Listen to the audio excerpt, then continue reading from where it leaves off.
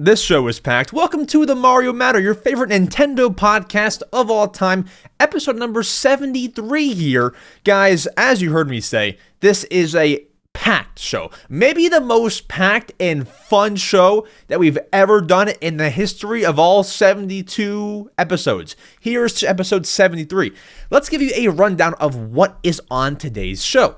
First, we always start off with Nintendo news after this little intro segment. Feel free to skip with the chapters if you would like. We have tons of news. I think the most news ever. I might be overhyping it. It's a lot of freaking news, okay? After that, we have some sad news about the Wii U and 3DS. You may know it, you may not. We'll dive deep into that. And then to wrap the news segment off, we have a game that is potentially killing Pokemon. You may have heard of it, and you also may not have heard of it, but regardless, we have to talk, and Nintendo responded to the game. Nintendo responded. Pokemon responded. We have to discuss all of that. It's juicy drama. Let's talk, and then at the end of all that, guys, we answer your questions that you have asked me to answer about Nintendo, content creation, all that cool stuff. We have the questions in the form of voicemails and the form of written questions. But with all of that said, I don't want to waste your time. I'm big on not wasting your time. I tell you what you need to know during the intro. Speaking of that, we're also on Spotify, Apple Podcasts, YouTube, everywhere. If you're on YouTube, you're seeing the video version of the podcast. Very, very, very, very, very, very cool experience. Let's go ahead. Let's dive into what you want to hear about. Let's start with the Nintendo news headlines. Let's go. Welcome to the Mario Matter, the #1 Nintendo podcast. It's a beautiful time to be alive, guys. If you've been around the show before, you would know that this podcast gets posted every single Saturday, and then in between the week, we post clips on our YouTube channel of smaller segments from the podcast. But that Saturday was very important. We post every Saturday, and we cover news. This means that we cover news all from the past week until last Saturday. Well, guys, this week's a bit different. It's the same thing. It's not really that different, but there wasn't really any news last Saturday to cover, so we're going to start. I record on Fridays. We're going to go back to Sunday, which was January 21st. The only news that we had on the Saturday, January 20th, was the thing that we're going to talk about later on, the game that is killing Pokemon. I believe that it released on the 19th. It blew up on the 20th. We got to talk about, I'll name drop it, Palworld. Has anybody heard of Palworld? You may have not. I will dive into it later and talk about what it means for Nintendo. It's a lot. It's a lot. Okay, so let's go ahead. Let's dive into Nintendo news for you. As always, we always start the show like this. Let's go. January 21st on a Sunday, guys. What were you doing on a Sunday? Sunday is like my least favorite day because you just want to relax, but at the same time, you may have like schoolwork or you may have YouTube work or a podcast to record, you know? But I feel so bogged down on Sundays. It kind of sucks. But Sunday, we did have some Nintendo news. We had a rumor on the horizon, on the Animal Crossing New Horizons. It's not, Animal Crossing related, but we had a rumor from a Lego leaker. Now, guys, we're not starting with a Lego leaker for Nintendo news, right? What Lego set that is Nintendo focused could be so important to start off the show with, right? Guys, I gotta tell you something. We know that Nintendo leakers are often wrong. There's a few that are good, like Puro is good on Twitter, but then there's some that just suck. Like, I'm being honest. I'm so sorry. I'm being honest. Like, there's some who make up things. Guys, this Lego leaker, I don't think has ever been wrong. Like, they just know. They have the freaking sources. So, I'm going to go ahead. I believe this to be credible. I will tell you the rumor. Guys, the rumor is that the Great Deku Tree from Legend of Zelda is being turned into a Lego set and will release in September of 2024. The only thing that I've seen a leaker get wrong is the date. They never got it wrong, but they never flat out said a month. So if they're saying September, I'm gonna believe it. So who is the leaker here? It's 1414 Falcon Fan at 1414 Falcon Fan. I believe, and I could be wrong, but dude, these Lego leakers get nothing wrong. I could be wrong here when I say I believe this person also leaked the Animal Crossing Lego sets. I don't know for sure. But like that Animal Crossing Lego set leak was very insane, and it happened. It's happening. So I gotta say, I trust the Lego leakers. They're on their game. Now here's the crazy thing, guys. What's the biggest Lego set that you've ever done? Tell me. Comment down below. The most I've ever done is a Metal Beard Sea Cow, which was a Lego Movie Lego set. How many pieces was that? Because guys, this Lego set, this tree is a lot of pieces. All right, so let's search Metal Beard's Sea Cow, guys. I did this Lego set. It took forever, and I had some help. It was $250, and it was 2,700 pieces. This tree, the Great Deku Tree, it's Deku, right? It has to be. Is said to be 2,500 pieces. So if you want this freaking Lego set, you're gonna be there for a while. You're gonna sit there for God knows how long. Okay. If you do like 100 pieces an hour, what's that? 25 hours, dude. You could be there for a while, and maybe you'll do more than that in an hour. But like, I don't know. That sounds about average. 100 pieces per hour. You're gonna be there for a while. Now, the price of this thing is not confirmed. However, I guarantee you that's going to be like a $200 set. That's a lot of pieces. $200 for that tree. Knowing Lego, they've been like pricing their things a bit higher recently. I wouldn't be shocked if that's like $250, at most $300. If you want the tree, that's up to you. I could imagine it's going to be pretty big. Now, January 22nd, because we know that, Nintendo doesn't put out news on weekends. We had a rumor on the weekend. That's as close as we can really get to news on the weekend. We moved to January 22nd. That was a Monday. Things are opening back up. People are going back to work.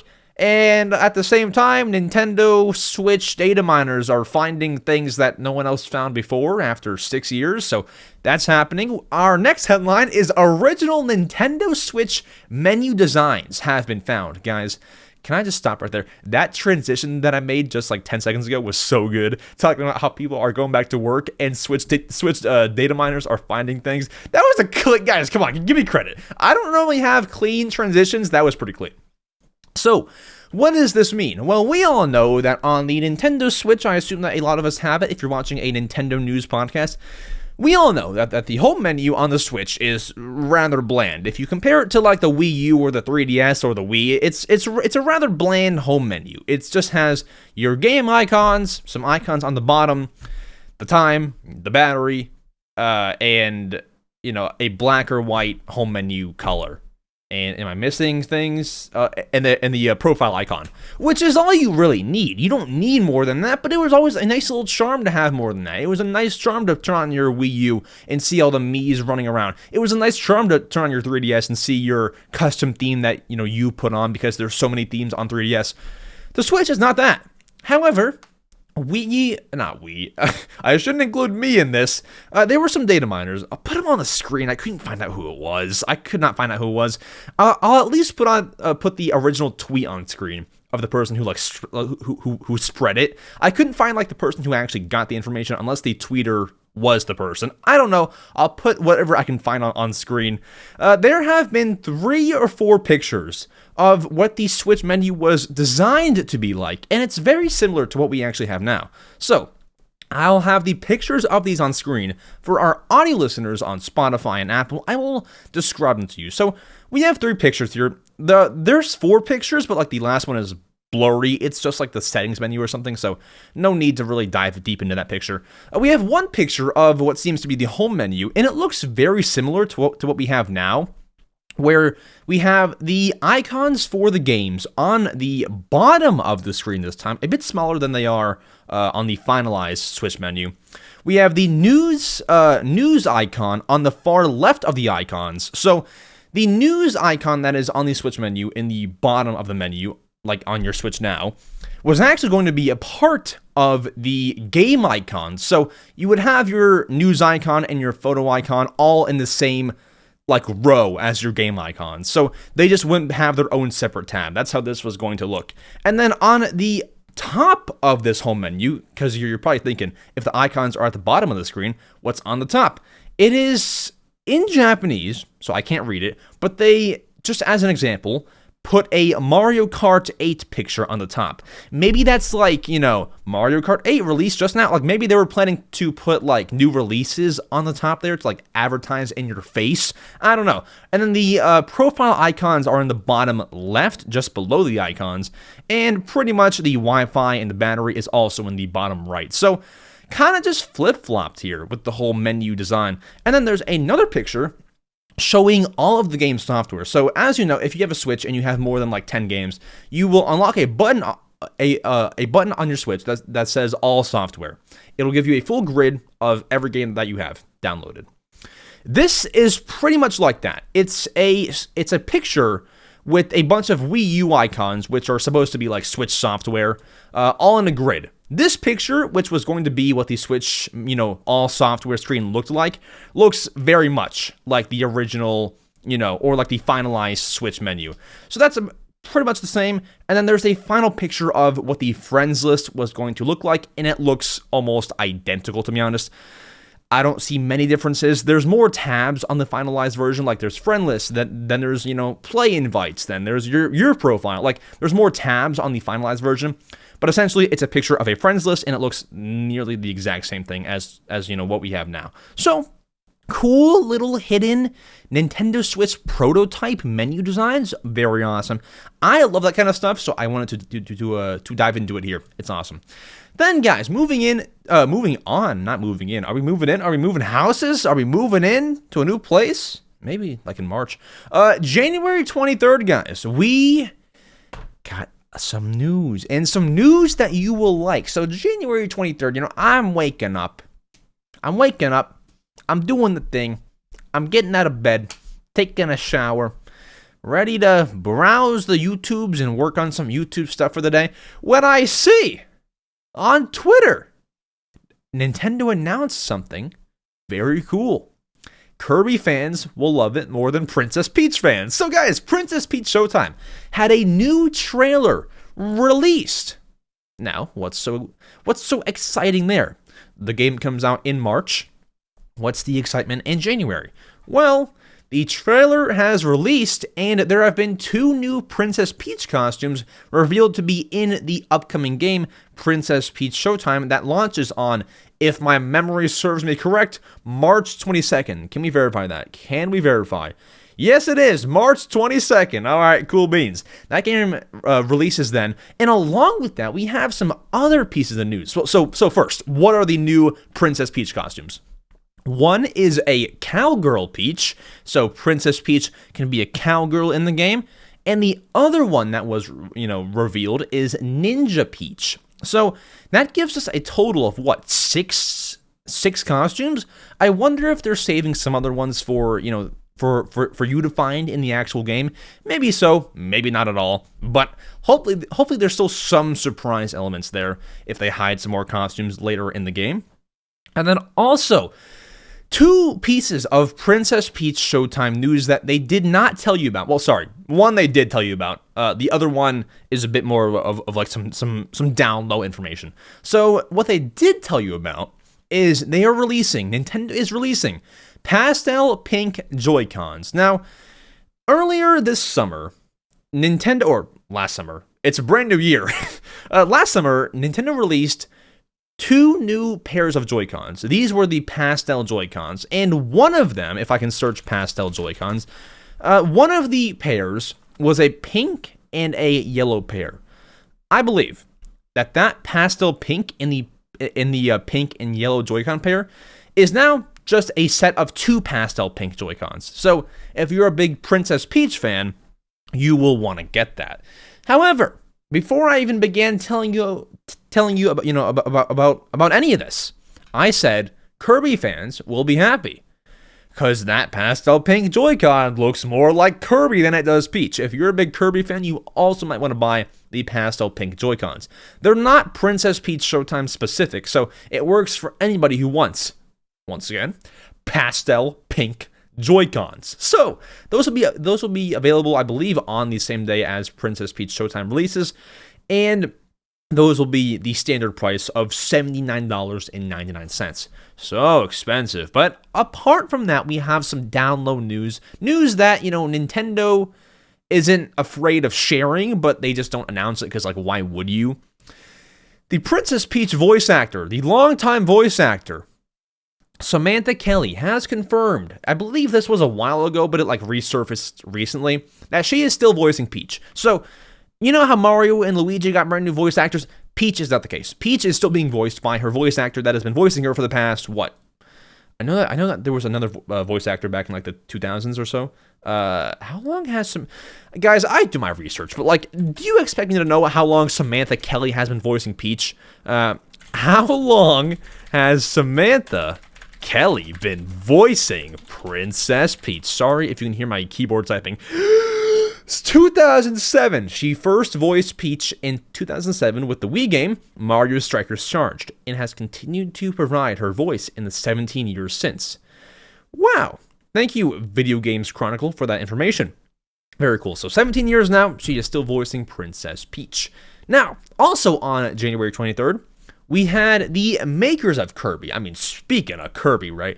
We had the creators of Kirby. Pretty much.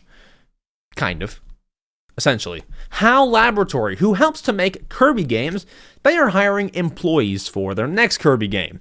They are hiring so many people. If you've ever had interest in working at HAL Laboratory, get in or get out. They're hiring programmers, artists, managers, so much more. There's so many job openings at HAL Laboratory. This piece of news is not to say, hey guys, if you're interested, go work at HAL Laboratory. I'm just saying, the fact that they're hiring people, this is the news here. This is the point of the news. They're making a brand new Kirby game. This is good news, and I honestly hope it's a sequel to Kirby in the Forgotten Land. I would honestly hope so. However, I wouldn't be surprised if it's a little spin-off or something. But no, they're definitely getting ready for the next Kirby game. They released Kirby in the Forgotten Land in 2022, so 2 years later, you'll want to start revving up your engines to get a new Kirby game out on the Nintendo Switch 2 or whatever that future console is. You're going to start hoping to get a Kirby game out. I would imagine they'll have a brand new Kirby game out for the Switch 2, maybe. If it does release this year, I would say you'll probably have a Kirby game by the first 2 years for sure. Maybe even 2 years later. Yeah. No. You'll have one just after the first year. That's my official EmSwizzle prediction. Very, very cool.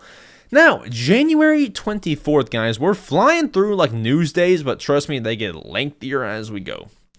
January 24th, we had a piece of news in Japan, but it also affects you here. So, Nintendo was originally going to hold their event, as they do, called Nintendo Live. They were going to hold this event, which is the Nintendo fan event. You all want to go there and you can play games, watch concerts, watch people play in tournaments at Nintendo Live. They were going to hold one of these last year in Japan, and just for information, this is a official Nintendo event, and they had to cancel it last year. Late last year, December, because of threats to the staff, which you just shouldn't be making threats to the staff. That's terrible. They had to cancel it, which also means they were going to have concerts at the Nintendo Live event, and those were obviously also canceled. So they have rescheduled the concerts. I don't even know if they scheduled the entire event again, because I didn't see that. All I saw was they rescheduled the concerts. So there is a Zelda concert and a Splatoon concert. The Zelda concert in Japan will take place on February 9th in the US here, and at 8 a.m. Eastern Time. Now, why so early? Well, they're in Japan, and time zone differences are insane. So, 8 a.m. Eastern Time, 5 a.m. Pacific. Wake up! Don't go to school! Is that even a school day? The 9th of... Yeah. That's a Friday. Don't skip school. I'm just kidding. Please don't. and watch the Zelda concert. I would imagine they're going to play the Tears of the Kingdom main theme. That's going to be super cool. And then also the day after, which you actually can wake up for because it's a Saturday, not a school day, we will have a podcast posted on February 10th. So watch that before you watch this, but they're also going to have a Splatoon concert on the 10th. Now, there is no set time for that concert that I could find yet, but just keep your eyes peeled for, February 8th, Google Splatoon concert time. It'll probably be online somewhere. We don't have it as of right now. But Splatoon concert, February 10th, Zelda concert, February 9th. That's at 8 a.m. Eastern time. Maybe the Splatoon concert will also be at 8 a.m. Eastern time. I don't know, but we got to see. We got to really see here, okay? Now, guys, you could arguably make this next piece of news a really big segment if you wanted to. This is a rumor. However, this is a credible rumor because it's based on facts. It's based on facts. So, the rumor is Metroid Prime 4 is nearing completion. Now, Max, it's another rumor. I don't believe it. Rumors never happen. Rumors, never come to fruition. Don't trust rumors. Okay, so this is based on facts. Now, the information here comes via Super Metal Dave 64, a YouTuber who has done the deep dive. So, all credit to you, my man. He has done the deep dive and has found facts that may indicate we're close to at least getting a Metroid Prime 4 release date or trailer or something, right? So, here's the rundown. And this was confusing to me when I read it. I will make this so simple. The advantage of listening to the Mario Matter, my podcast, as opposed to other podcasts or reading news articles, I make things so simple for you. So try and follow along. I will make this simple. So the first thing that we need to know is Next Gen Dreams 3D, which sounds like that name just sounds like a shovelware 3DS game. So Next Gen Dreams 3D is a company, and they often work with Ubisoft and Take-Two, who are two game studios. Next Gen Dreams 3D works with those two game studios to help them pretty much make game trailers, high quality game trailers. So a trailer for a game obviously comes out before the game releases. They make trailers for them, okay? And Next Gen Dreams 3D has been working with Retro Studios since September of 2022. Now, who is Retro Studios? Retro Studios is pretty much helping to make Metroid Prime 4. So, and they're playing a big role. They aren't just helping to make Metroid Prime 4. They're playing a really big role, if not making the entire thing, right? So, you have a company who makes trailers, and the people who are making Metroid Prime 4 come together. Now, that's not our only evidence. Not only is there possibly, and most likely, a trailer being made for Metroid Prime 4 as I speak right now. However, we have even more news here. Okay, we have even more news. Super Metal Dave 64, the YouTuber who this information comes from, has done the deep dive and found that a game tester named Edwin Atwell has a LinkedIn profile. Shocker, right? Now, for those who don't know, LinkedIn is pretty much Instagram for business people. That's how I can explain it to you. He had this game tester on his LinkedIn profile. I'm going to call it business Instagram to make things simple. Business Instagram profile. He puts his work experience.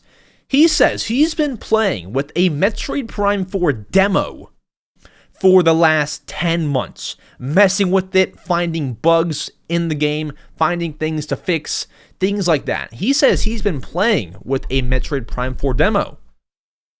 So at that point, that would lead me and everyone else to believe the game is at least nearing completion. If you can put out a demo, which doesn't totally mean that you're nearing completion, you figured out how your game works, which is a gigantic step. And obviously, that's kind of common sense that they've figured it out by now. It's been 5 years ever since they, begun their restarting of making the game, because they had to restart in 2019.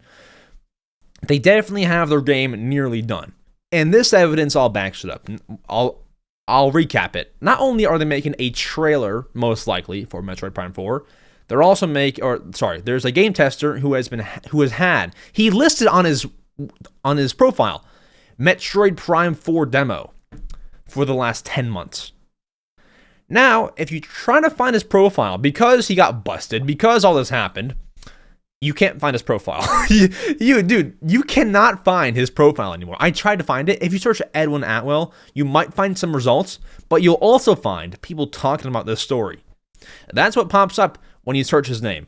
I don't think that he was supposed to have Metroid Prime 4 in his profile, but he did, and I don't know why you would ever lie about that. It's your business profile, and you're trying to be a good Metroid Prime 4 demo player. So I don't know why you'd lie about that. This all sounds pretty believable to me. It's all based on facts. It's all based on findings, and it's been verified by people online, so then I can bring it to you and know that it's real. Do I think it's real? Yes. Do I think that Metroid Prime 4 releases this year? I can't say yes or no. I guess I would lean towards yeah. I would give it a 55% chance of releasing in like October or, maybe November. Somewhere around there, I think it can all be true. That's a very, very interesting topic right there. Comment down below if Metroid Prime 4 comes out and it looks really good. Are you buying it? Let me know. Now, guys, we have even more news and big news still on the same day, January 24th. We got some giganto news here, okay? We got Splatoon 3.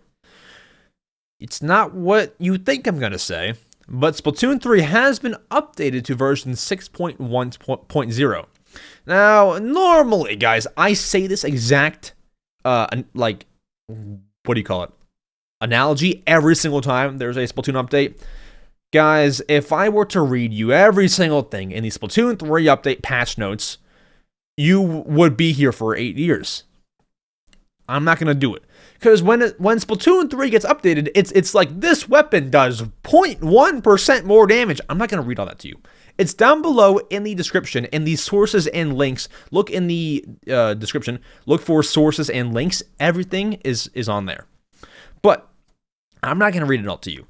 So normally what I do is I read you the most notable things that changed. Now, the difference is here, nothing notable changed. It's all like tiny adjustments. So there's nothing to tell you here that is worth noting apart from the game has been updated to version 6.1.0 and my neck is red for some reason. But apart from that, bam, that's it. Now, my Splatoon 3 fans are probably hurting like, dang, I thought there was something cool that happened. My friends, you're in luck. Because that same day, Nintendo posted on their Twitter the release date for the Splatoon 3 DLC called Side Order.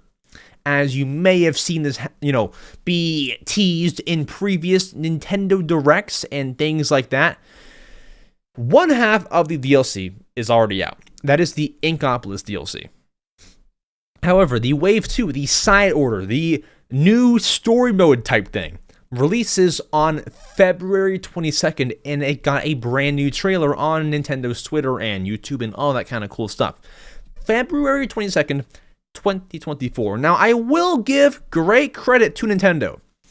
I'd love to do that, but they had originally slated this DLC to release in spring of 2024, not still winter, because spring doesn't start until 1 month after that release date, on March 20th. I only know that because that's when Animal Crossing New Horizons released. But spring starts on March 20th or 21st or somewhere around there. They're moving this thing early because February 22nd, where I am, is still winter. Props. They're moving this game early. Now, I question why you're releasing that 1 week after Mario vs. Donkey Kong. Because if you don't know, the remake of Mario vs. Donkey Kong for the Switch from the Game Boy Advance releases on the 16th of February. You're releasing Side Order on the 22nd, which is, if I can look at wait a minute. Yeah, that's the next Thursday. So I kind of question your release date timing. People who just bought Mario vs. Donkey Kong, well, honestly, if you're buying Mario vs. Donkey Kong, you have enough money to throw at side order. Just throw your money at the Switch, buy side order. It's like, what, $25? You can, Mario vs. Donkey Kong is a $50 game. You can throw $25 at the wall, and then you'll have, quick math, $75 spent in a week. Is it worth it to you? They should make a bundle, a Mario vs. Donkey Kong bundle with side order. $70, $5 off what you would normally pay. Nintendo, hire me for your marketing team. Anyway, actually, please don't hire me for your marketing team, because my ideas are fun. They're fun ideas, but they suck. So please don't. January 25th, guys, we move to the next day. This is arguably, I was gonna say the spiciest news day. However, you know what? It's arguably the spiciest news day that we have here, because the last one was pretty spicy. This is pretty good too. Guys, this is big right here. And this first piece of news, I can't get over the stupidity of anybody working at Nintendo or Universal Studios. Whoever did this. All right, let's talk. So, the Zelda producer, Eiji Aonuma, who you may have heard of, you know, he plays a big role in making these Zelda games and does all the Zelda interviews. He's like the main guy. He was spotted on the construction site along with Shigeru Miyamoto, who created Mario. He was spotted on the construction site for the Super Nintendo World in Orlando, Florida, in America. Now, when people see this, they're obviously going to think, oh my gosh, that's the Zelda guy. There's going to be a Zelda expansion, right? That's what makes sense to believe, and I believe that too. This is where Nintendo is or somebody's stupid. Someone doesn't know like what they're doing. Obviously, when Nintendo saw that, because I think that someone over there was just like shooting footage and they captured Eiji Aonuma and Shigeru Miyamoto on camera at the site, and then some guy at Universal Studios posted this footage. When the sauce got out, when the tea spilled, everyone on Twitter is like, "Whoa, Eiji Aonuma is there. There's gonna be a Zelda world coming, right?" Okay, so that's out there, and that's most likely gonna happen, right? If you're Nintendo, you're like, "Oh man, we did not want that to get out there." What do? Do you A, take the video down, or B, leave it up and just deal with it? Your instinct might say option A. I say option B. You leave it up there and act like it's no big deal. Because here's the thing. Nintendo took option A. They took the video down. Or someone did at Universal Studios. Whoever it was one of these people, right? So, by doing that, you obviously know there's something in there that we shouldn't see, and we saw it. So now we pretty much know that Zelda World is, I would go as far as to say, confirmed. Why else would you take down the video? Why else would you take that video down? Obviously, it was after Twitter erupted over the fact that Eiji Aonuma is standing right there on the construction site. Why would you take down the video? Because now we know it's confirmed. If you left it up, we would get the impression that you're not bothered by it because it's not actually going to happen. Maybe they should hire me for that. Maybe Nintendo, I should be head of decision making for Nintendo, because that's just bad. Now we know it's going to happen. Will it happen in the next 2 years? I don't even know. I think it'll be in like 3 years later. But will it happen? Yeah. Especially because they're making a Zelda movie, obviously. Why would you not make a Zelda world? And you could do so much with that. And Zelda is massive. You don't just sell 10 million copies of Tears of the Kingdom in 3 days. It's insane. Zelda's massive. You're gonna make a Zelda world, it's no doubt. But why just show it to us and then confirm it to us by taking down their video? It makes no sense to me, but yeah, I mean, I would go as far as to say that, Zelda World is confirmed. Is that true? Is that from Nintendo's mouth? No. Is it from their actions? Yes. I would say it's confirmed. Now, guys, on to actual actual confirmed Zelda news. We have some more mellow news for you. Guys, if you're on Nintendo Switch and you have the Switch Online membership and you need a refresh on your profile picture, guys, Nintendo has released the Wave 2 of their brand new Zelda Tears of the Kingdom Switch Online icons on, of course, the Switch Online app. So if you have your Switch Online membership and you have that little Switch Online icon in the bottom of your Switch, click that. Click on missions and rewards, navigate over to the Zelda icons, and then find out which one you want. They're all 5 and 10 platinum points, and you can buy those icons to use for your Switch profile and look cool to all of your friends. So, those icons are available now. It is Wave 2. There are 4 waves. Wave 1 was last week. Wave 2 is out now. And then Wave 3 is available on February 1st at 8 p.m. Eastern Time, 5 p.m. Pacific. Not that time really matters, but there it is. And then also Wave 4, the final wave, will be available on February 8th at 5 p.m. and 8 p.m. Eastern, 5 p.m. Pacific. So if you want them, they're there now. They're going to be there for a week. Up to you with what you want to do. That totally rhymed, but it's not a crime. Cool. There we go. So those are out now. And speaking of Nintendo, I was gonna make a very clean transition, and I couldn't think of the words. Speaking of Nintendo restocking things, there we go. They have actually, because of the whole Splatoon 3 update and the whole side order thing, and the game is getting traction again, they have restocked 2 Splatoon 3 products on the MyNintendo rewards page. So, if you've been on Nintendo consoles for a while, you know that you can collect platinum points to then redeem for some free goodies. Whether it's a free shopping bag, whether it's, what else could you have? You could have free icons on your Switch, all that kind of good stuff. Nintendo has restocked 2 Splatoon 3 items that you can redeem with platinum points. The first one being a Splatoon 3 Splatsville shopping bag. So, bags cost money. If you want to go shopping, you want to go to your local grocery store and you don't want to use their bags, you can simply get your little Splatoon 3 shopping bag. You can put your milk in there. You can put your copy of Princess Peach Showtime in there. You can put a Nintendo Switch in there. Whatever you want. It's a shopping bag. I don't have to tell you what you can put in a shopping bag. If you want it, though, it'll be 800 platinum points, which is a little bit hefty for a shopping bag. But if you have enough and you want it, do as you please. It's up there right now. After that, they've also restocked a Splatoon 3 graffiti sticker set. That's actually cool.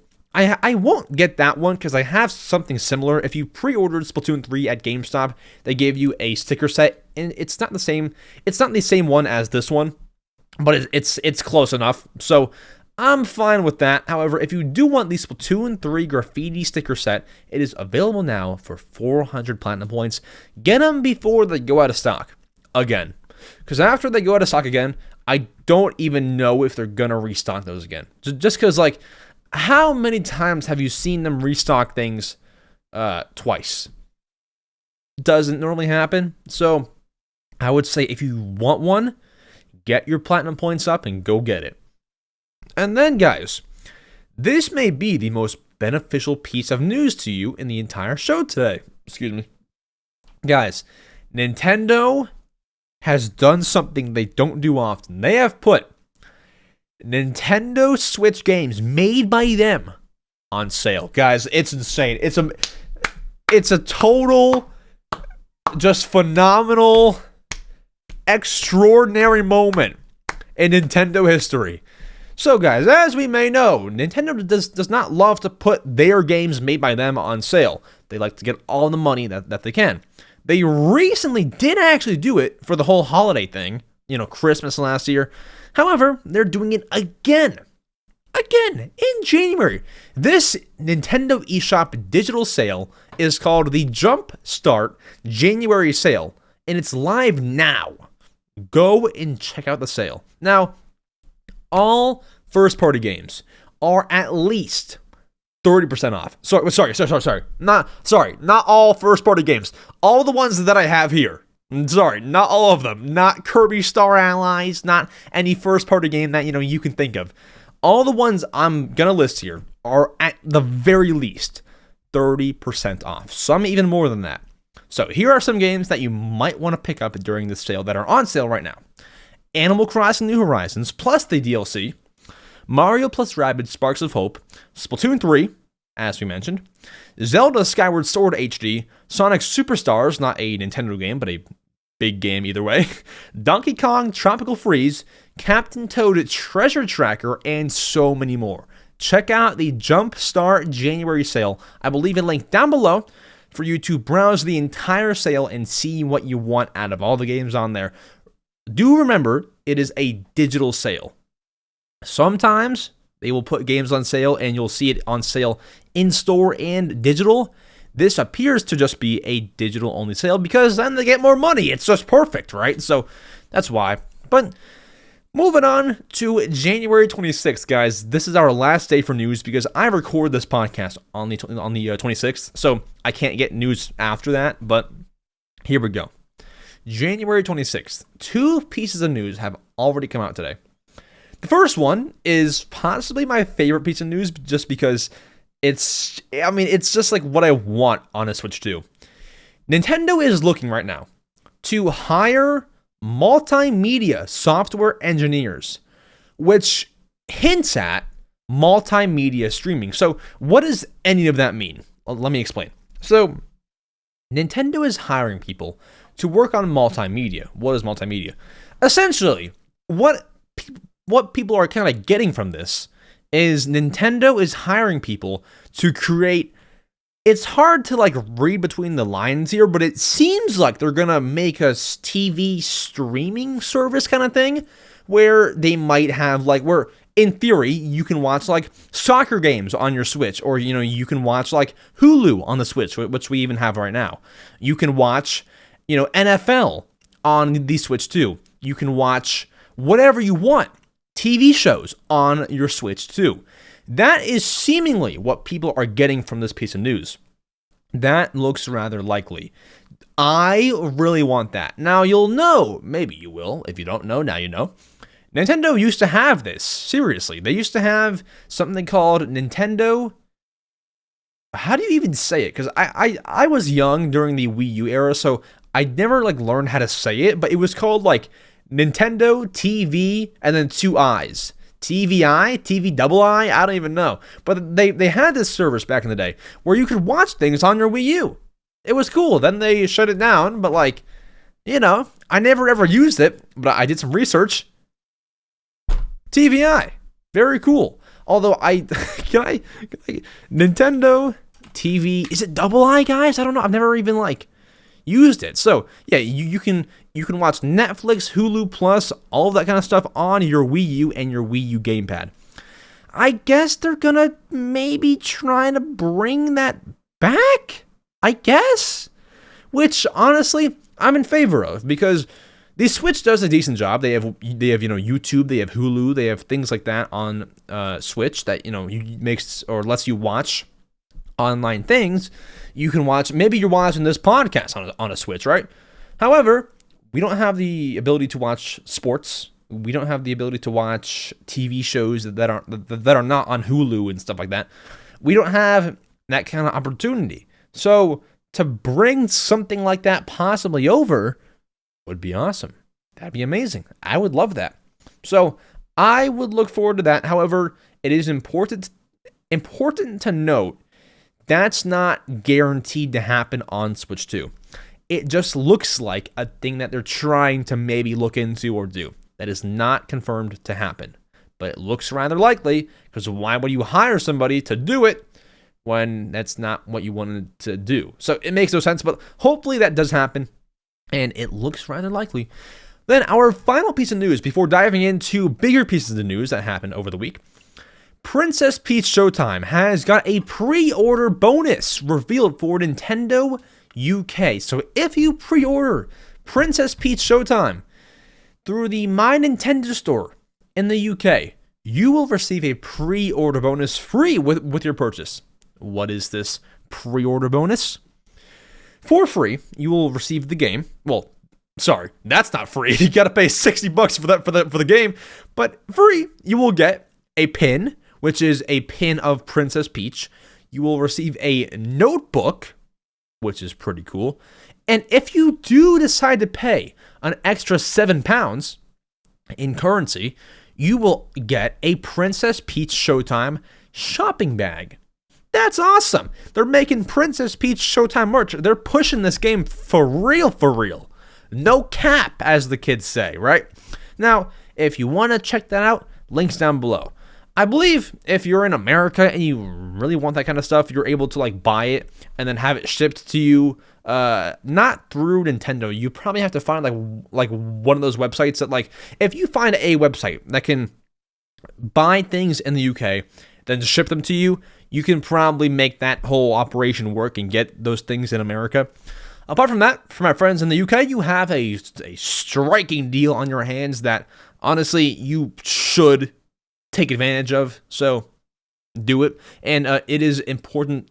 It's good to note that you will need to buy the game physically to get all that kind of stuff. I believe they're not going to ship you a notebook and a pen for free just for buying a game. So there you go. I mean, sorry, a digital game. There we go. That's all that you need to know for Princess Peach Showtime pre-order bonuses.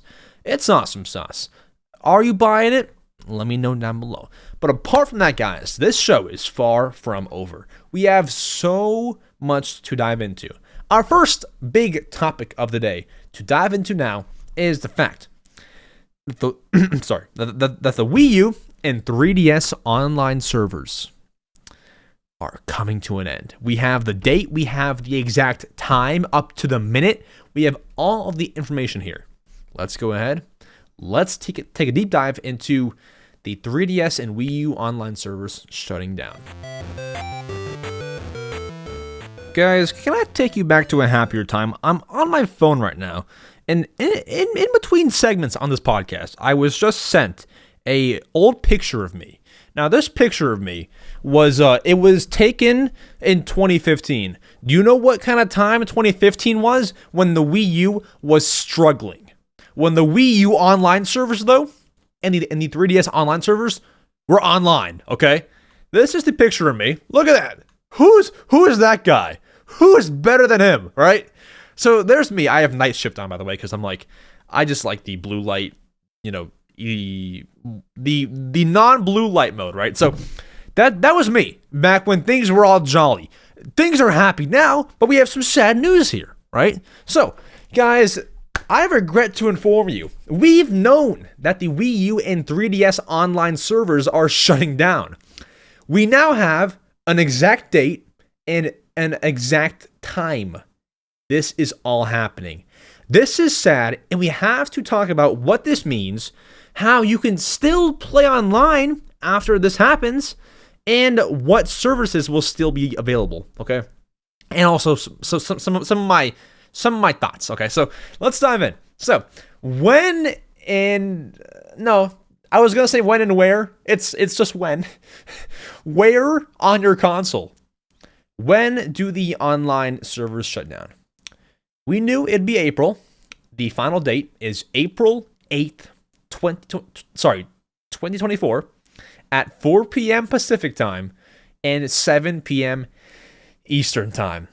Okay, that's a real dagger. Now, what I do appreciate there, what I do like there is I can play my Wii U that entire day, and I can be there for the shutdown. So, for example, I can be playing Splatoon at 6:58 p.m., and I will be playing until 7 p.m., and right at 7 p.m., my service will shut down, and I'll be like, man, end of an era. I can be there for that, right? And you probably can too, unless you're in like the UK or something, because then it'll be like 12 a.m.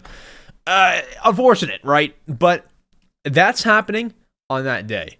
Now, I do want to say something. I'll say this first, actually. For the 3DS users, because I'm only like talking about Wii U here. 3DS, same thing. 3DS servers shut down. On the 3DS, you can still use these features after the online services shut down. One, Pokemon Bank, so you can move Pokemon through Switch and, all that. And a Poke Transporter, which I actually don't know what that is, but you can use both of those services after the shutdown, right? My thing, what was I saying? I think I was just saying, I'm not very upset by this. I think I was going to say this. I'm not very upset because the Wii U and 3DS I hold very, very close to my heart. I hold them close. And that picture of me that I just showed you, if you're watching the video version, that was a happy little boy. And it sucks when things from your childhood shut down like that. It's going to happen. But I'm not upset. I'm really not upset at all. Truthfully. Because here's the thing. I want to talk about this. There's some people out there, some real smart people, on the Pretendo Network team. Now, you're asking me already, what is Pretendo? Pretendo Network is a group of very smart developers who are working to, when these servers shut down, shortly after that, bring these servers back up. Now, you might ask, how is that possible? Well, it's very possible because they've already done this. Not them, but a group of people have already done this on the Wii. On the Wii, you can still play online if you hack your Wii and download a few things. You can play online again. It's very, very cool. So now Pretendo is working on making this kind of thing where you can play online again on your Wii U and 3DS with the Pretendo Network. Now, here's the thing. They are replacing the Wii U and 3DS servers. If I go on their website, go to pretendo.network and click on progress, they say they are... Is there a final thing? How about we go... There was something that I found. Yeah, here. So they are 71% done with bringing back the online servers. And they've been going for a long time. It's a group of developers. And honestly, I'm excited for this. Because, yeah, it sucks when servers go offline. But it's really awesome when they get brought back. Now, if you do want to, put this on your Wii U or 3DS, you're going to need to mod your console, which a lot of people don't want to do.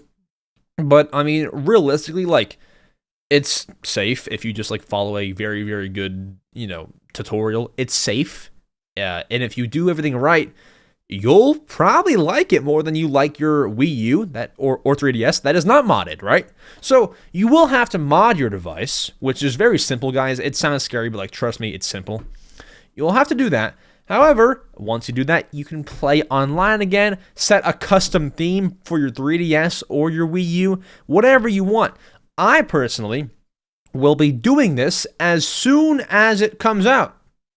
And I've already done it a little bit.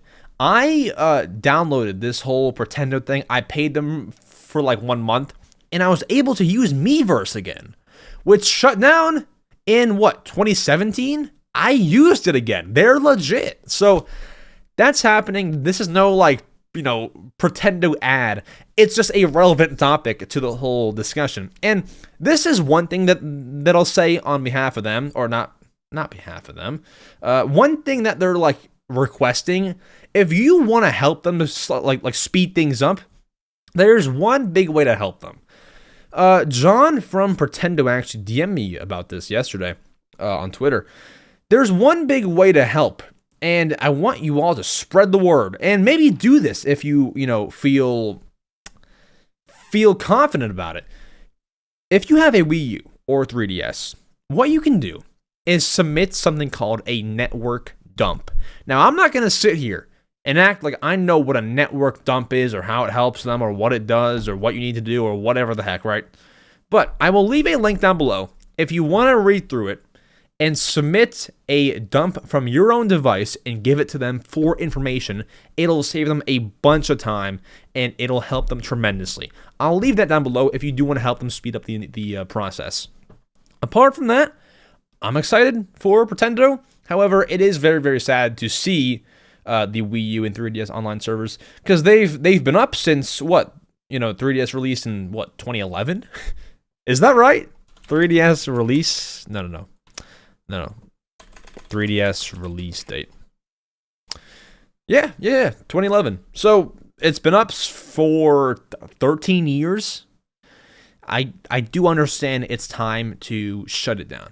It makes sense. It's just sad because, like, this is the first era of consoles that I grew up with. I had a Wii and a DS and even a GameCube, but I was too young to, like, have core memories with it.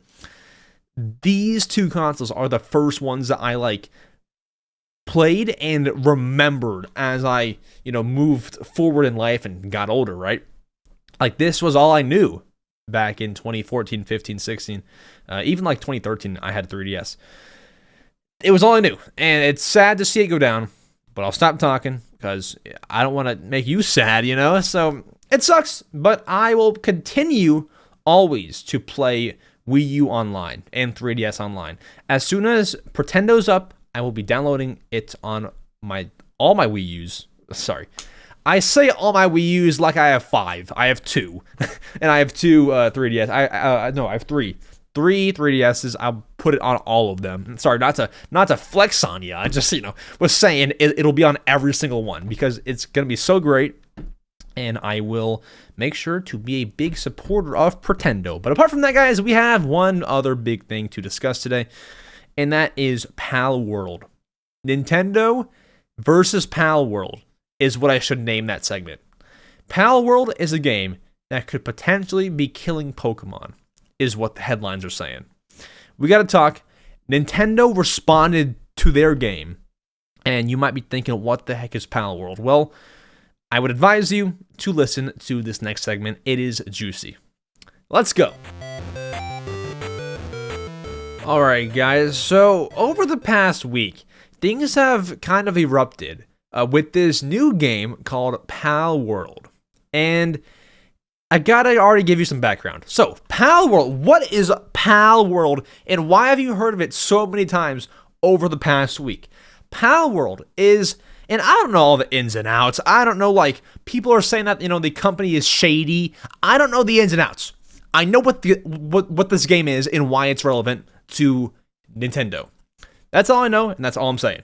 I don't know the ins and outs, so please excuse me here from any shady company controversy. Palworld is a game very similar to Pokemon, where you're catching these creatures called pals, which are the very same as Pokemon, and it's on PC, it's on Xbox, and it's just very close to Pokemon. There's multiplayer, everything about it feels like Pokemon. However, it's like Pokemon on steroids. You can craft things, multiplayer is great, the game runs phenomenally, and it's not, I think it's still in early access. So it's like a big phenomenon here.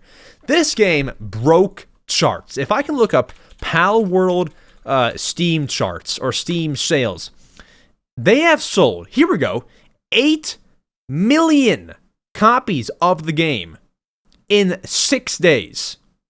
If that does not tell you how big Palworld is, Tears of the Kingdom, Zelda, did 10 million in 3 days, which that's a, bigger game, obviously, but 8 million in 6 days is somewhat unheard of for a lot of games. A lot. The vast majority of games, right?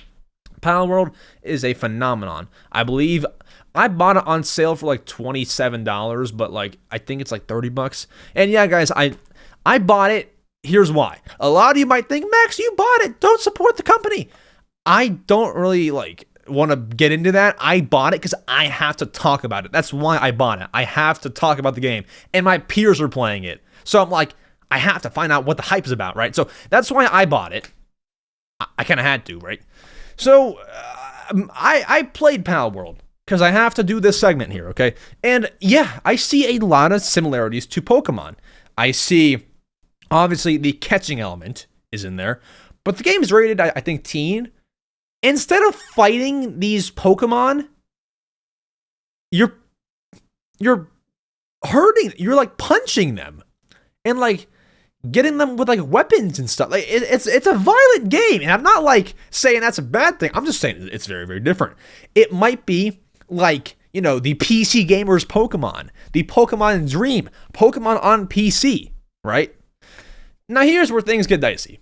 I've told you things about Palworld and what the game's like and how it runs well and that it's just like Pokemon and it's on PC and Xbox. Here's the thing. Here's the only in and out that I know, right? People are saying, and I don't know who these people are, but it's like a thing, that a lot of the assets and things in Palworld, because I've not done the deep dive, it's so much like he said, she said, I can't look into it, guys. Everyone's saying that Palworld took assets and copied a lot of the Pokemon that are in, of course, Pokemon. That the pals in Palworld look almost just like the Pokemon in Pokemon. None are exact one-to-one copies, but it looks like a total ripoff, and they may have used assets from the actual Pokemon games. Now, Nintendo has been rather silent on the topic until just a couple of days ago. I believe it must have been 2 days ago. They put out a statement. It was the Pokemon Company, which is like sort of a Nintendo branch in a way. So I call it, you know, Nintendo's response. But the Pokemon Company did respond to this game and the whole controversy and all that kind of stuff. So for a little background here, Palworld takes the world by storm. It looks just like Pokemon. And here is the response from the Pokemon Company. Quote, "We have received many inquiries regarding another company's game." Okay, guys, come on. I know that they're obviously not going to name drop Palworld, but why do you have to word it like that? Another company's game? Like at that point, just say Palworld. Obviously, they won't name drop. Like, it just sounds weird. Regarding another company's game, released in January 2024.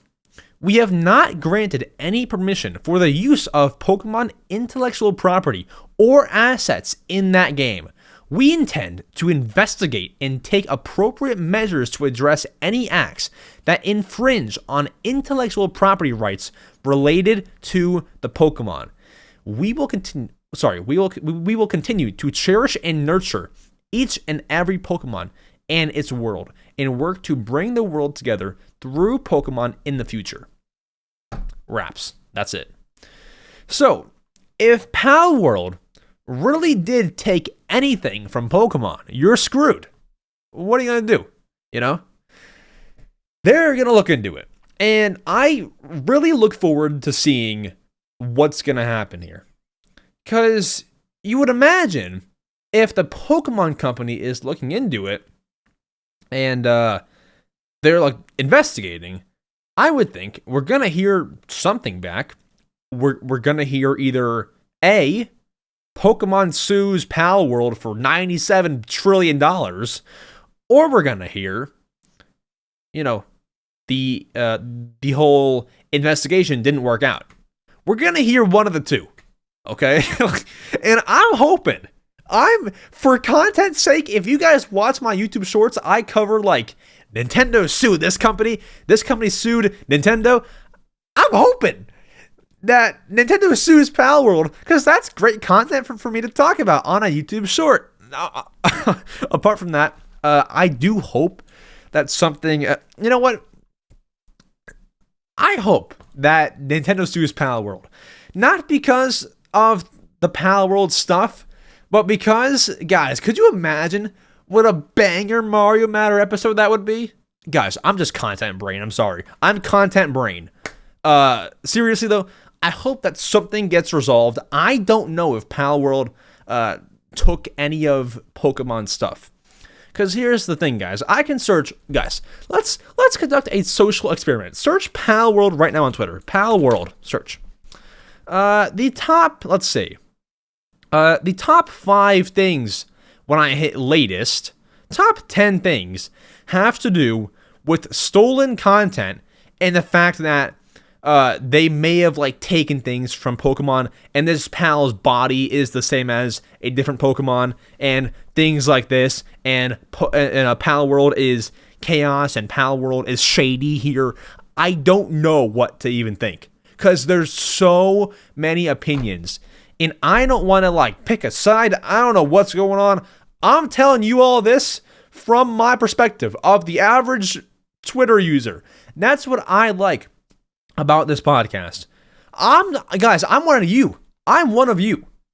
I see all this on Twitter. I'm like, what the heck is going on? I just know how the game runs and you know, all the facts on Nintendo's response. That's all I know. I played the game because I have to talk about it and tell you what I think of it. I can't go in blind, you know? So that's what I gather, you know? I look forward to seeing what comes out of that. And if there's any update on Palworld or Nintendo or any of that kind of stuff, I will tell you on this podcast. So I never do call to actions in the beginning, or sorry, in like the middle, but you know, subscribe and follow the podcast so then you can hear about that kind of stuff. But apart from that, guys, Palworld will continue to take the world by storm. It seems like they are working on they're working on getting it on PlayStation. And if you think Palworld is coming to any kind of Switch, you'd be dumb. I'm sorry. I don't mean to call you dumb. I take that back. You would be uninformed. Sorry, guys. That was pretty mean of me. You aren't dumb. You just didn't know.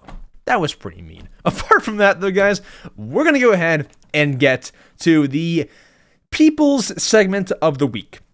The Answering Your Questions segment, where we dive into questions that you all have asked me to answer. We have your voicemails that you've left me, and we have written questions as well.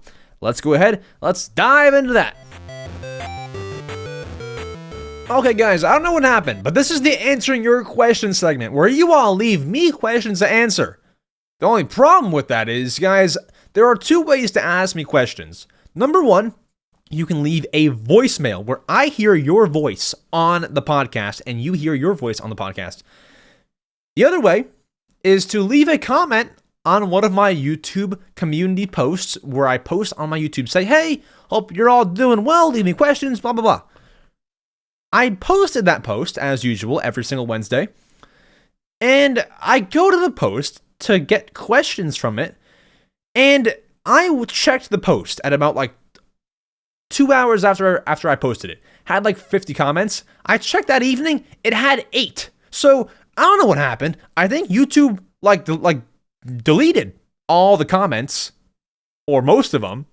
So if you left a comment asking me a question, I'm so sorry, but it's not there anymore. I don't know what happened. I have no idea what happened, but it's just not there. I don't know what happened. I don't know if I was hacked. I don't know if it's a glitch, but we have some voicemail questions, and then we were still able to get a few YouTube questions, and we also have one Discord question. That is right. If you join my Discord server, you're able to ask me questions on the podcast, just like how you could on my YouTube community posts. Now, all the links for that kind of stuff, the voicemails, my Discord, and my YouTube community posts are all in the description. Bam. So let's go ahead. Let's answer some questions. Now we are going to begin with the voicemails here. We have the first one from Spielort. I believe if that's how you say it. Let's go ahead. Let's dive in. Let's hear what Spielort is saying today. Dropping knowledge, huh? Let's see. It's loading. Oh, this happens. When I stay on the page for like too long, I have to refresh. Now it loads. All right, ready? Go. Hello, EmSwizzle. This is a question that I like to ask a lot of content creators. If you could only have one console and 2 games with that one console, handheld or, hybrid, home console, any of that, what would it be? That's really all I wanted to ask. Yeah. And also, I love your content. Thank you. Okay. So 1 console and 2 games for said console.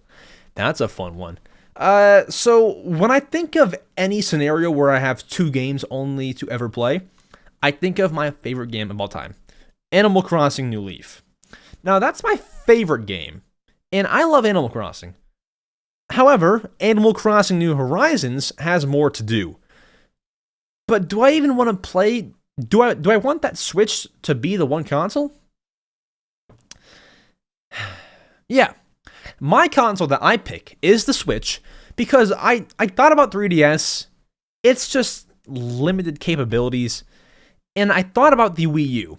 Only problem is the Wii U's multiplayer a lot. Like, not everything, but kind of a lot. I won't always have friends to play with on multiplayer like in the same room. So I pick Switch because I can play that solo easily. And I pick Animal Crossing New Horizons as one of the games. And the second game, man, you would want something that you can replay and replay and replay. If you have two games, you don't want like a Zelda game, because while you can sink so many hours into a Zelda game, but like for the rest of your life, you want something that you can play over and over. Animal Crossing is a great example. And then I guess after that, I would say, I'm trying to think, man. I mean, I'd probably say Mario Kart. Yeah, I'd say Mario Kart. Animal Crossing New Horizons and Mario Kart. The best two selling games on the Nintendo Switch. Mario Kart 8 Deluxe and Animal Crossing New Horizons with the Nintendo Switch. That's what I'd say. Thank you for your voicemail. All right, and then we have Ansel, if I'm saying that right. Let's hear it. Hello? I've been watching for I don't know how long, but it's been a little while. I kind of want to get an idea of what content you wanted to make, but you didn't feel like you were able to, if that's even something that you've felt. You have, I think, 3 channels, so I'd assume you definitely have had multiple things that you wanted to do. Oh my God. But I just wanted to know if there was something that you wanted to do but wasn't able to, because, I don't know, some reason, but yeah. Okay, thank you. If you heard me freaking out during that voicemail, I'm not scared of bugs, but this just like scared me. There's a God knows what crawling on my mouse pad. I heard your question. Let me get like a sock or something. Guys, what can we get the bug with? God, I'll just let him be, and then we'll like see him after the podcast. So I heard your question. I have 3 channels. Is there any sort of content that I can't? Okay. Is there any sort of content that you wanted to make but couldn't?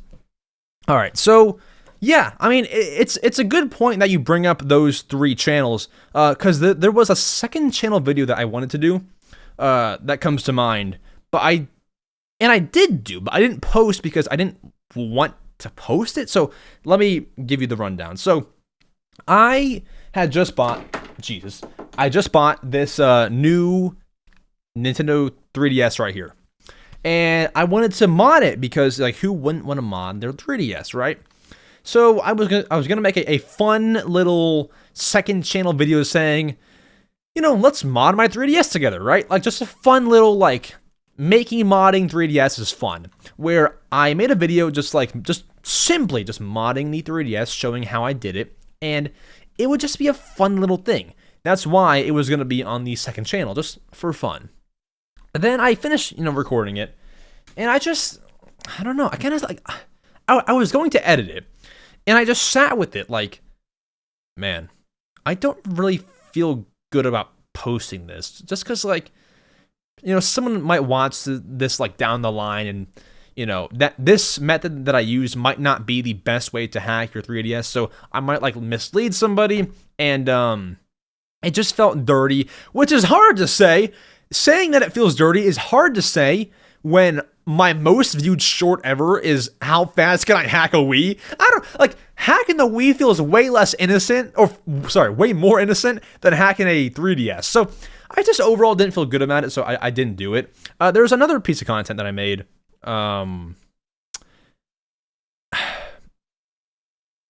It was at the Tears of the Kingdom. Oh, yeah. It was at the Tears of the Kingdom midnight launch. So what I did there, what I ended up doing there, was I interviewed people there, just like for fun, and then I went home and did an unboxing of the special edition for Zelda Tears of the Kingdom on May 12th, right? I was going to make a video talking about how I was outside of GameStop for about like 10 hours waiting for the game to release, because I was there at 9 a.m. and I left at 12 p.m. Now, granted, I did go home at about 3 p.m. because if you like buy the game and like swipe your credit card, you are able to go home and then come back later. I went home at about 3 p.m. and because I didn't know that at first, and I came back at like 7 just to like do those to do those interviews. And I was going to make a video saying I waited 10 hours for Zelda Tears of the Kingdom. Being there at 9 a.m. and waiting until like 12 a.m. That's actually like what? Like 15 hours. So I waited 15 hours for Zelda Tears of the Kingdom. And I was going to do it. And I planned to do it. I didn't put too much like stock into it. Like, this is the biggest video ever. This is so awesome. But I saw somebody, I think it was CND, I think, posted like 72 hours outside of Nintendo New York waiting for Tears of the Kingdom. I'm like, well, now mine looks puny. So I'm like, I can't do that anymore. So I didn't do it. And so, yeah, dang you, CND. You messed up my video. I'm kidding. I could never wait 72 hours. So props to CND for doing that. But I was like, now I can't do mine. Because, like, what's the comparison? 72 hours compared to 15 hours? It looks terrible, right? So I just didn't do it. Yeah, CND ruined an EmSwizzle video. I'm just kidding. I watched his video. I think it was 72 hours. I watched his video. It was great, as always, as per usual when CND uploads. CND's awesome. So CND ruined the video. I'm kidding. Don't go around saying that. Don't go around saying that. I'm spilling the tea here. Okay. All right. Now, Pengu left us a voicemail. This bug is still has my attention. Can I get anything to like get the bug? Let's name him Mario and just like leave him be. All right, Pengu, lay it on us. Hey, this is Pengu. You may have seen me in your Discord server. I am relatively new to your channel and podcast, and I feel very engaged by your content so far. Awesome. Anyways, my question is about the next Mario Kart game. Let me give you some context real quick. We recently faced the conclusion of the most iconic era for Mario Kart when the Mario Kart 8 Deluxe Booster Course Pass launched its final wave, and Mario Kart Tour being cut off from content. Mm-hmm.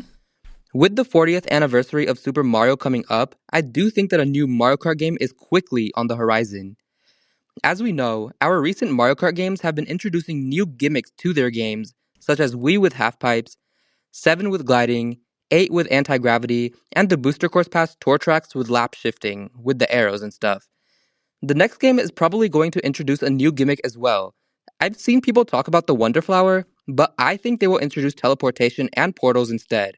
They can do a lot with that. But anyways, my question for you is, what do you think will be the new gimmick of the next game? Take care. Thank you. So, yeah, there's tons of gimmicks, as you named them all.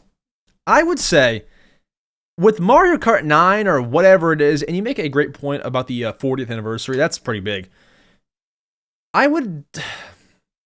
It's hard because, like, it's hard to think of gimmicks, I would say, just because like before the new Mario game came out, like before Mario Wonder, there were gimmicks thrown out, but like what actually happened, which is the Wonder Flower, was like I had never seen anyone talk about that kind of stuff. Like it was a totally brand new awesome thing and it worked well. So it's hard to predict, but I would say two things, honestly. I would say, one, this isn't like a racing gimmick, but it's one big thing that, I think that Nintendo should do, and that's open the gates. Bring everyone into Mario Kart 9. Captain Falcon, Tom Nook, Toadsworth. Bring everyone from every franchise into Mario Kart and turn it into Nintendo Kart. Don't name it that because Mario Kart, the name, holds a strong value. But essentially, just make it Nintendo Kart. Me and Nathaniel Bandy talked about it 2 weeks ago. We were like, the only move is to make Nintendo Kart. That's like the next evolution. Bring in tons of Nintendo characters into the game. And there you go. Perfect. Now, in terms of like an actual gimmick, like a racing gimmick, I would say one thing that I don't even know if it would happen because it's kind of a weak gimmick. But one thing that I would like to see. Once again, not the greatest gimmick of all time, and maybe not even like possible. But one thing that I thought would be cool is if they had like a dynamic weather system. Like, for example, in FIFA, or sorry, EA Sports FC, as they call it now, you can change the, match weather to be whatever you want. Rain, thunderstorm, snow, cloudy, sunny. What if you could do that in Mario Kart 9? And based on what you picked, the course changes. Not only does the sky change, but if it's rainy, maybe, I don't know, you're slipping and sliding a little bit more, Kind of like a Wonder Flower. When it's, maybe if there was a Wonder Seed or a Wonder Flower, activated, you would be out of control. You'd be slipping inside it. What if, like, if you chose rain, you would be slipping inside it? If you chose thunderstorm, what if you're first or second or third place and you get electrocuted as a way of letting other people catch up? Now, that would seriously suck, so it doesn't have to be to that extent.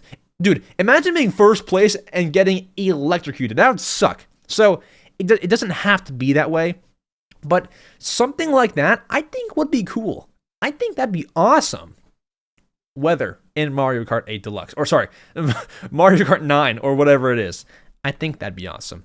And then finally, our last voice note comes from Adrian. Here we go, Adrian. Hey, EmSwizzle. I just want to let you know that, like, I'm, like, a big fan. And, like, Thank you. I literally been watching you for, like, a year now. Whoa. And I watch you while I go to sleep. And just, like, it helps me go to sleep. I don't know why. But, like, anyway, my question is, what improvements to the Switch do you think will happen when the Switch 2 gets released? Like, will the Joy-Cons be better? Will the graphics on the thing be better? Will it have more power? Things like that. Yep. And by the way, that comment about watching me when you sleep, totally normal. I listen to like Joe Rogan when I sleep. Like that's what I do. So it's totally normal. I also listen to like rain sounds on my TV. It depends on the night, but last night I did some Joe Rogan. So what do I think will be different on the Nintendo Switch 2? I think, as you said, better graphics has to be. More power. I do think that they'll make better Joy-Cons, because I brought it up, I think, last episode. They have to make better Joy-Cons, because, as we may know, Joy-Cons are pretty fragile. If you drop them, they break. If you put them in your pocket, they break. If you use them, they break. They're fragile things, right? I think that they have to make better Joy-Cons, and because they're so bad, Nintendo was sued to the point where they had to make free Joy-Con repairs, and they lose money on that every single day by people sending in their Joy-Cons for repair. They lose money every day. So they want to make Joy-Cons good enough to the point where they don't have to offer free repairs because they're so bad, So I think Joy-Cons, graphics, power, and then one wild card. Let's say I think that they will... I truly think that Nintendo will listen to the community. I think, honestly, because like we talked about earlier, how they're going to add that streaming service, possibly, maybe rumored. That was a Wii U thing, and we want that, and that's making that Switch 2 more of like a home console kind of experience. I think that Nintendo will find a way to make things backwards compatible more. That sounds kind of complicated. I think that we'll be able to play GameCube games or play Wii games somehow, some way on the Switch 2. I think there's more room for backwards compatibility on the Switch 2. I think they'll make that a big point, because like Wii games are loved, and pretty much right now they make no money off the Wii. So bring them over to Switch and make them like, maybe you redo the controls and make them more made for Switch, whatever you have to do. I think backwards compatibility will be a big focus.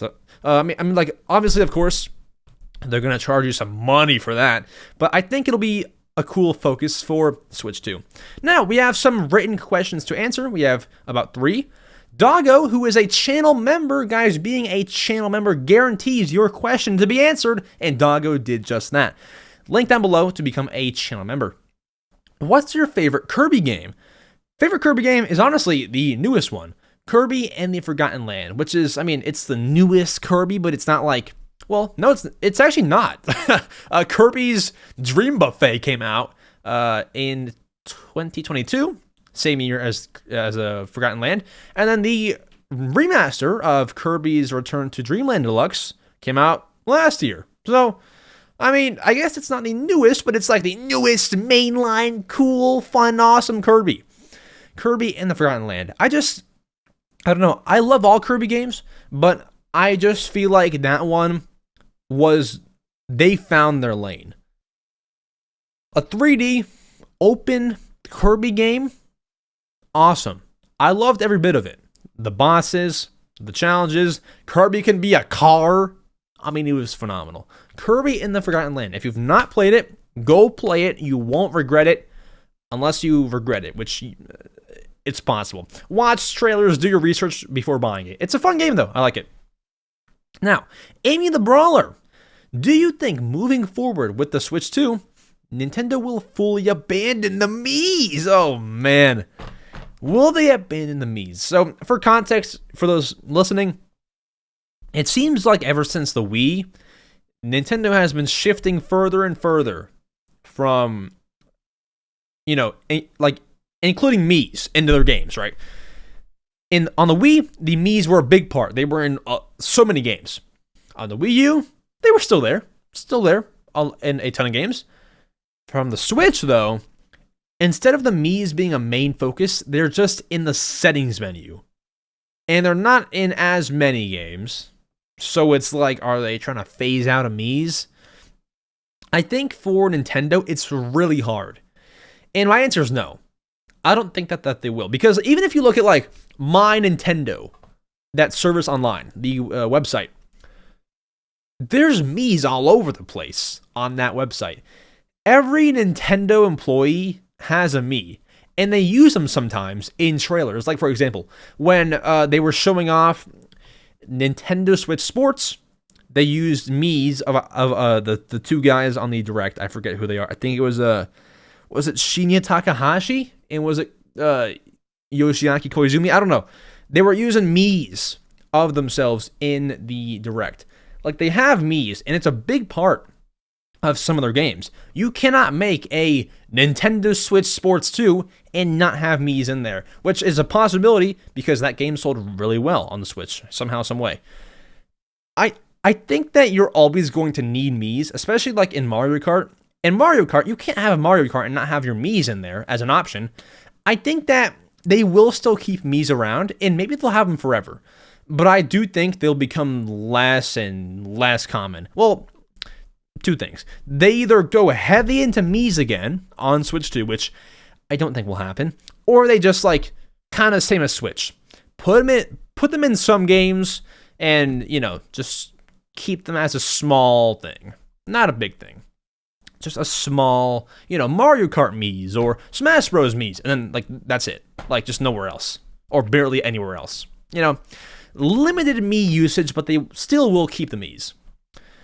Then, finally, Ghost5457. What is your favorite kingdom in Mario Odyssey? Ooh, okay, now, I've not played Mario Odyssey since 2017 when it came out. So, I'm going to have a hard time remembering, but I loved the snow one. What is that?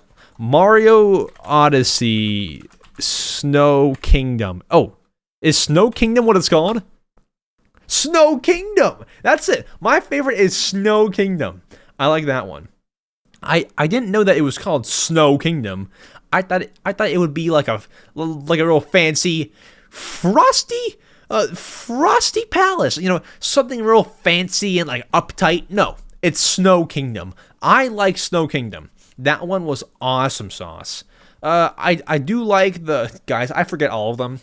I like the beach one where Mario's got his shirt off.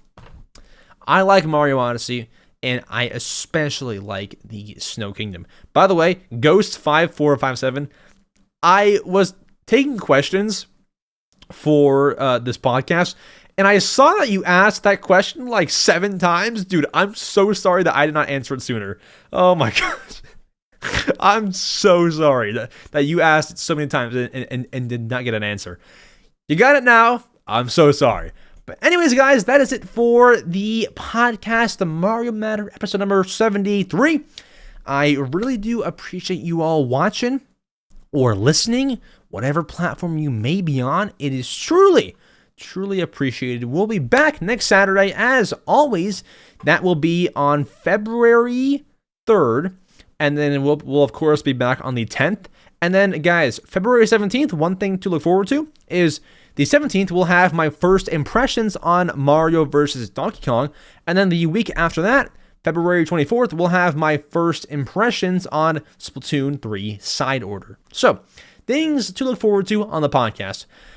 If that's not happening, though, we're still going to bring you all the news that we can and make a great Nintendo podcast. As our intro says, we are the #1 Nintendo podcast. I didn't say it. Bruce Buffer did. But, you know, I'm striving for it.